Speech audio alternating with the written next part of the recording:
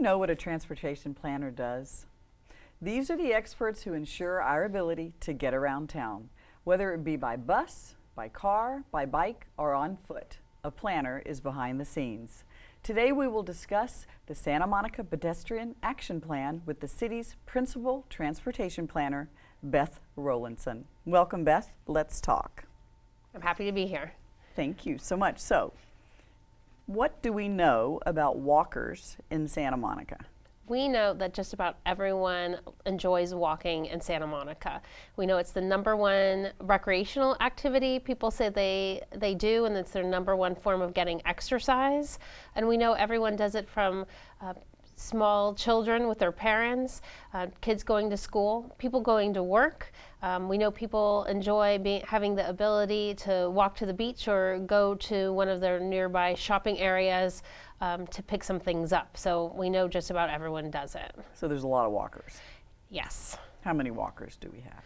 Gosh, we have about 80,000 people here, so I'm going to say just about all of them are walking. And then everyone else who comes to town too, whether you're, once you lock up your bike, everyone who rides the bus as they get to the bus stop or leaving the bus stop, they're walking too. And even if you identify as you got somewhere by driving, on either end of that trip, you're walking too. So walking's involved. Absolutely. So for this reason, you actually have to have a plan. So tell me, how does one go about creating a pedestrian action plan? I mean, that's a big deal. Yeah, it is. And it's a little bit of a funny thing too, because it's all about walking, which is really fundamental to what people do every day. But what we've been doing is looking at the patterns of where people are walking and what makes a good walking environment. And then we're actually thinking about what the future of Santa Monica will be like.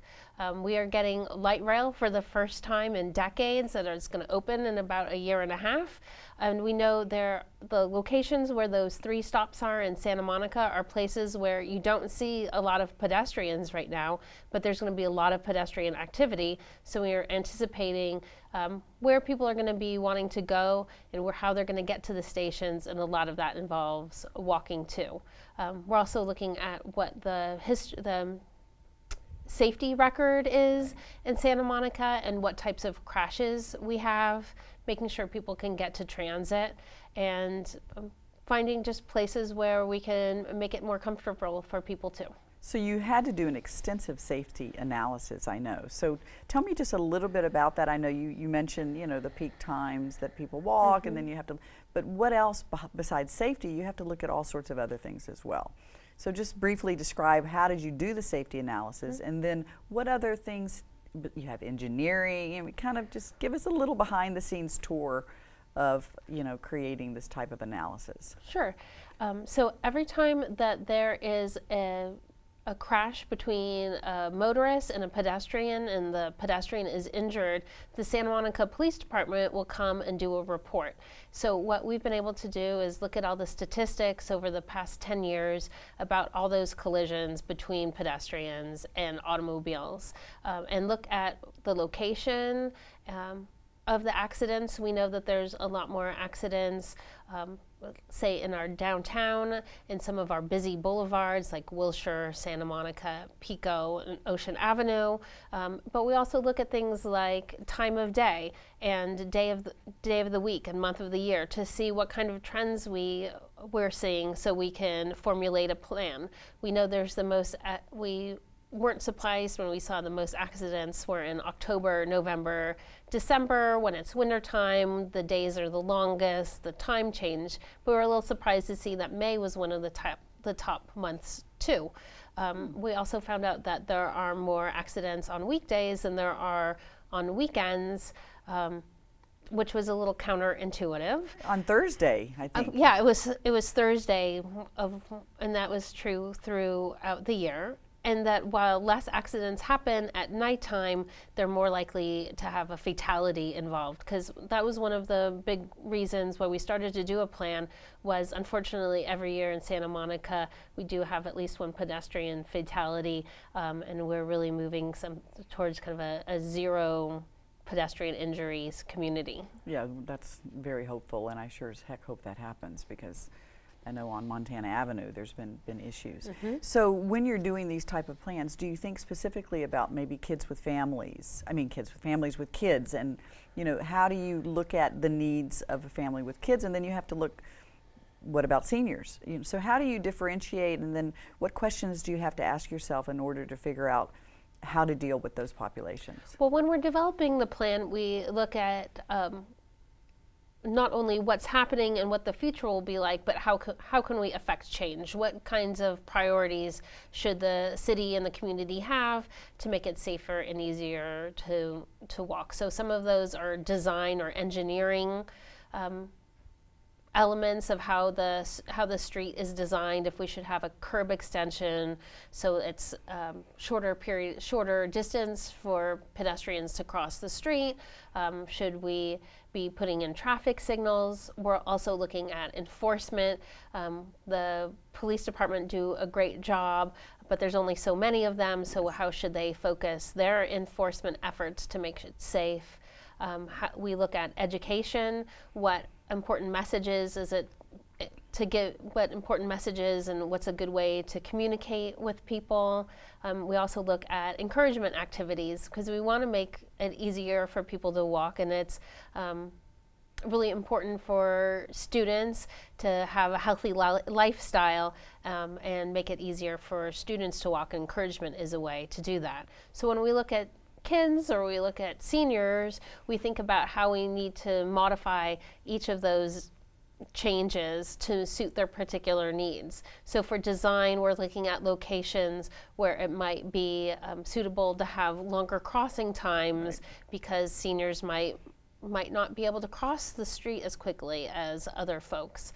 And for students, we do audits where we walk around the elementary schools and the middle schools and do an analysis of what those particular streets are and where families are walking, to see how we can prioritize making changes in those areas. And then you're also doing extensive, like an awareness campaign. I mean, I know you've visited the commissions, and so what type of feedback are you getting? What's happening overall? Are you getting positive feedback? I mean, of course, everybody wants to have walking be the #1 means of transportation for a number of reasons, not the least of which is getting cars off the street. But what kind of feedback are you getting so far? Everyone has an opinion about walking in Santa Monica. We hear a lot about specific locations. People want to make it easier to walk in their neighborhoods or to get to certain destinations. But we're also hearing some themes from people about things they'd like to have changed. Residents are telling us that they're concerned about the conflicts, not only between cars and pedestrians, but bicyclists and skateboarders and pedestrians too, and making sure everyone is respectful and giving everyone space. As we travel in Santa Monica, people want to have better crossing treatments or markings on the street to make it really clear where pedestrians are supposed to cross the street. They want wider sidewalks, and they want enforcement from the police department too. So those are some of the themes that we've been hearing. And so in general, though, people are interested in participating. You're doing workshops as well. Tell us a little bit about your workshops. So we have had an initial workshop in 2013 where we asked members from throughout the community to participate and let us know what they thought was important about walking in Santa Monica. We had some online survey tools where people told us what was important in specific locations. And we've been going to boards and commissions and our neighborhood groups to get their input too, and we've been synthesizing that and putting it all together, reporting out some of our findings from the safety analysis. And we really hope at the end of summer 2014 we'll have a draft plan and can speak to folks about it in the fall to make sure we're on the right track and prioritizing what's important to the community. So for those of us who don't know much about the process, okay, so you create the draft plan, and then what happens? It goes to City Council. So tell us, from start to finish, how long does something like this take? And when will we actually see it in action? I mean, hopefully. The plan itself is taking about 18 months to put all together and get all the input and all the analysis. From here, we'll publish a draft plan, and it'll be available for the public to review.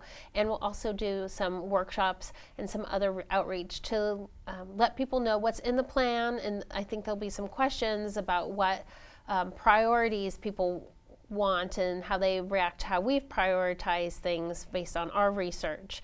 Then it will go to the City Council for their adoption. Now, we're not just sitting and waiting to improve the pedestrian environment until the plan's approved. We're going ahead and trying different things now and implementing changes. So we are doing everything from updating signs to systematically going throughout the city and updating the paint for crosswalks. We are evaluating specific areas like near the hospitals where we've gotten feedback about pedestrian concerns, and we are doing education and encouragement activities through supporting efforts that are happening at the schools through something called Safe Routes to School. So how, if somebody wanted to get involved, I mean, they see this show, how can they get involved? I mean, how can they send you their feedback, or are you doing online surveys, or?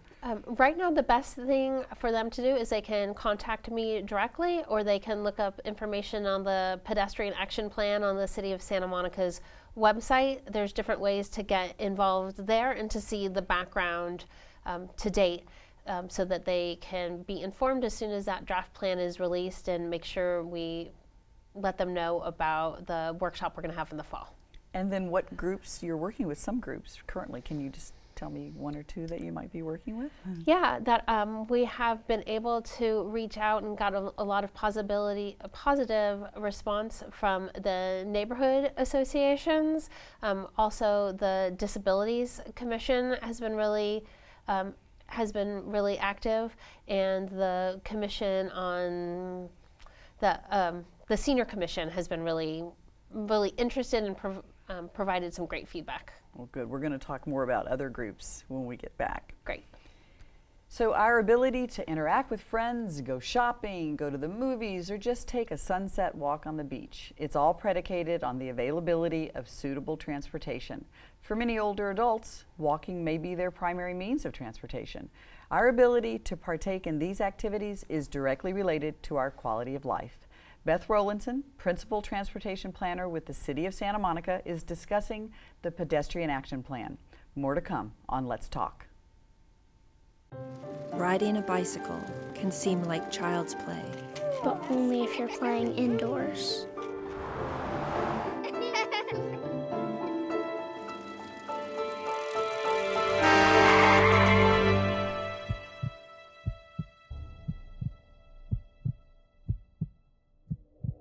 Riding in the real street has real consequences. Play it safe. Ride by the rules. Cars and bikes need to play together. Santa Monica Walks is a walking group in Santa Monica whose sole mission is to educate residents about their numerous options when walking in our beautiful city. Grace Phillips, the founder of Santa Monica Walks, is joining us now to discuss her role in assisting Beth create a plan that residents can live and walk with. Welcome, Grace. Hi. Let's talk. Thanks so much for being with us today. Yeah, you're welcome. Can you tell us a little bit about yourself so that we can get an idea of how you kind of mesh in this plan?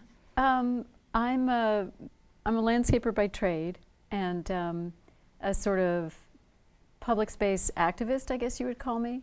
I'm an urban planner by training, and I just greatly believe in the public good of street space. And I'm the chair of the Urban Forest Task Force, and I'm on the Stormwater Committee. I guess it's called the Clean Beaches Committee. And I just believe in all aspects of sort of enhancing the pedestrian environment.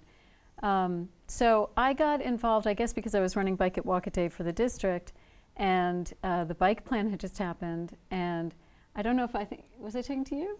I think I was talking to you, and they had just decided to do a pedestrian plan sort of modeled after the bike plan. And there isn't a group of people that really self-identifies as pedestrian, even though we are all pedestrians in our day, every day.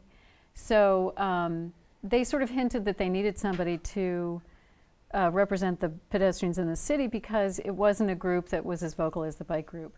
And I realized from the work I had done in my urban planning thesis that the people who use the street the most and who depend on the street the most are often people who don't necessarily know how to involve themselves in something as sort of academic and involved as a pedestrian action plan. So I decided that the way I could help out would be to reach out to groups that had people who weren't necessarily going to be involved in a pedestrian plan anyway. And so I tried to partner with community organizations like YWCA, now my mind is going to go completely blank, YMCA, Venice Family Clinic. Santa Monica Spoke is bike. Only. They're just bike, yeah. Okay. So there is somebody from Santa Monica Spoke who's on our advisory committee. But I was really trying to reach out to people who rely on public transportation, who possibly don't have cars, who are possibly lower income, who are possibly minority, possibly don't speak English. I really wanted to see if I could get that voice represented. And the main piece of information that I wanted to know was, what are the obstacles for you in terms of walking in the city? What makes you not want to walk? What keeps you from walking? What are you afraid of when you walk? And most of what we did a survey and we administered it through all these partner organizations that we were working with.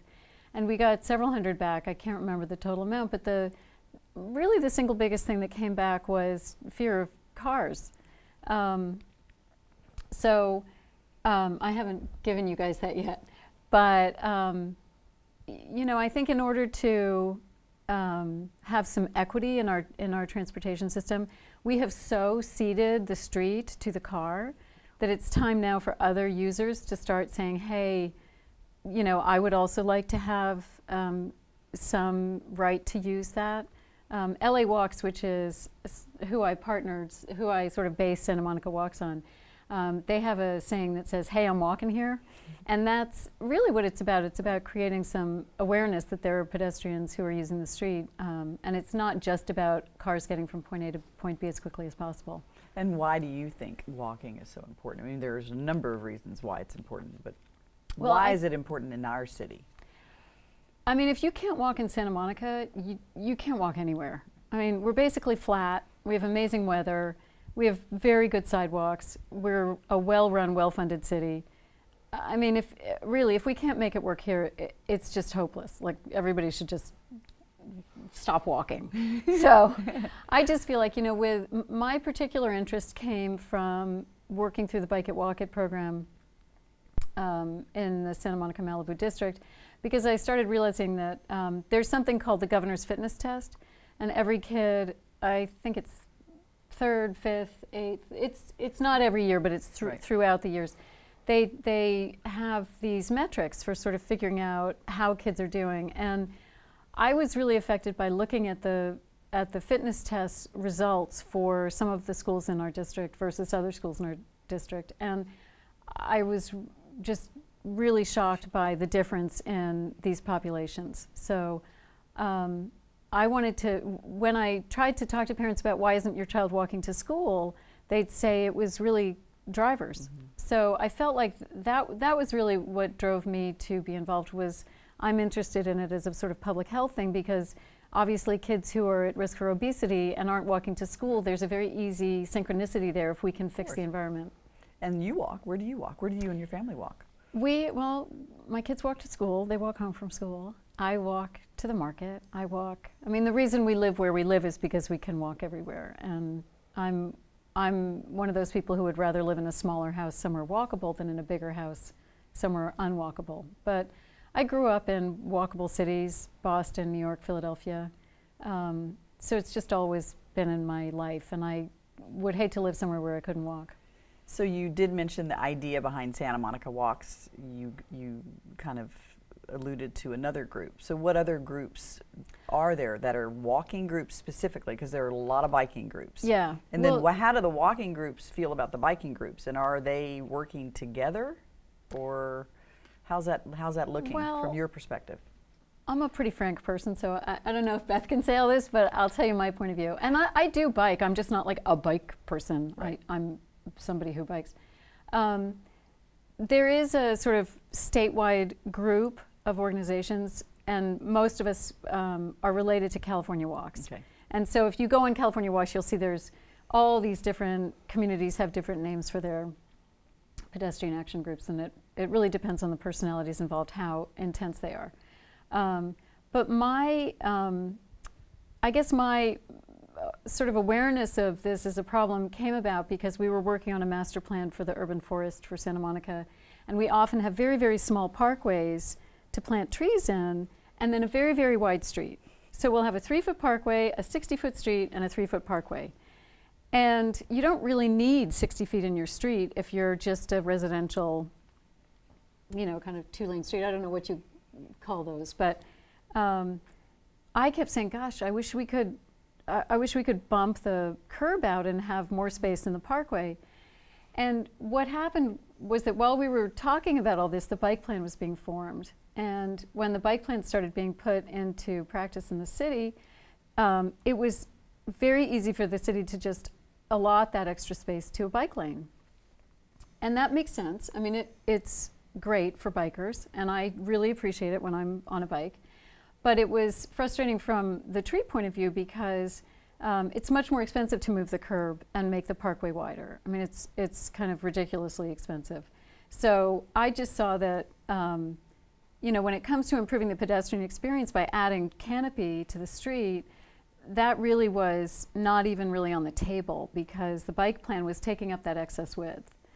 And there wasn't room to then move the curb. So that's my 2 cents. The city is taking all this under consideration. I'm sure you're looking at how you can expand to add more safe walking areas. But as a parent, what do you tell other parents when they say, you just said they don't want their kids to walk to school? What would you tell them? What's your advice to them? The crossing guards put their lives on the line every day. It is intense what the crossing guards go through, and I would only recommend crossing with a crossing guard. So my kids are very religious about that. In terms of walking elsewhere, I've taught my kids to be very savvy about car behavior, and that if you can make eye contact with the driver, you're in a much better position, and just wait until you can. So, I think that people who don't want to walk are not going to walk no matter what you say to them, and you just have to accept that that's part of our population. I just want to make it easier for the people who want to walk, Exactly. And that's not a huge group, but that is a group out there. But it's going to be growing. I mean, we have a lot of older adults that walk, that want to walk. Yeah. And that need to walk. I mean, like you said, for health reasons. Yeah. I think it's important. But what would you tell drivers about walkers? Because we really have to educate people. I mean, I'm sure this is coming up in the plan. I mean, drivers have to be made aware. Drivers are taking over the streets. I mean, Yeah. even bicyclists are having issues with drivers. But what would you personally say to drivers about walking? Since you're in a walking group and you're advocating for walking, what is your advice to drivers relative to I just don't think any rush is worth someone's life. And I may sound melodramatic, but there have been so many pedestrian deaths in the city.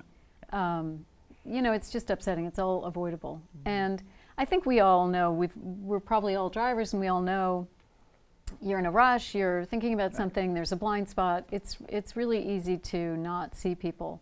What can I say to drivers? They need to share. It's what I say to a 3-year-old, like share, So that's basically it. Yeah, so what's your favorite place to walk in Santa Monica? Or tell us what are some great places to walk in Santa Monica in general.